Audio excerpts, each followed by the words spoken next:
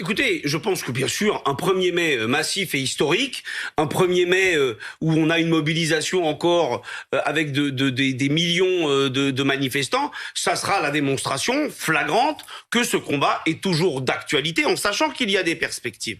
Écoutez, le gouvernement, vous dites, le gouvernement, voilà, la loi est passée, etc. Oui, tout à fait, ça fait plusieurs semaines. Et pourtant, hier, au Stade de France, Emmanuel Macron a été obligé de se terrer dans un tunnel pour saluer les joueurs, avec aucune image en direct, parce que les autorités avaient une peur bleue de l'image déplorable que feraient des huées, etc.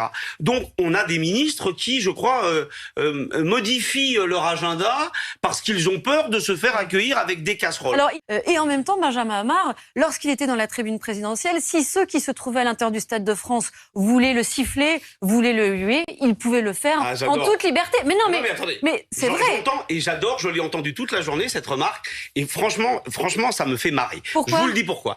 On a eu une armée de policiers et de stadiers qui ont chopé les cartons rouges, qui ont chopé les sifflets, et après on s'étonne que dans le stade, il n'y ait pas eu beaucoup de sifflets.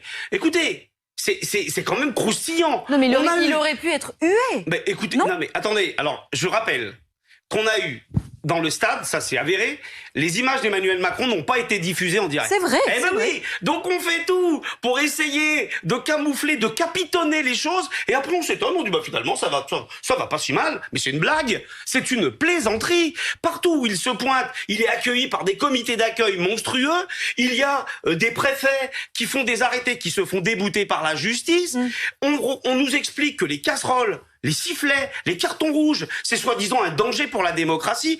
On essaye d'empêcher cette expression populaire et après on dit « Oh mais finalement ça va pas si mal ».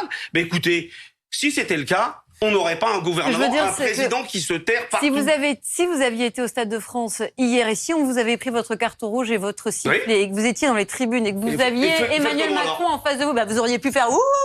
Tout le monde aurait pu le faire. Sachant qu'en même temps, on a bien pris soin de ne pas projeter son image parce qu'on ne voulait pas que ça s'exprime ainsi. Mais je vous assure, si on veut mesurer l'ampleur de la crise démocratique, faut arrêter de raconter ce genre de choses.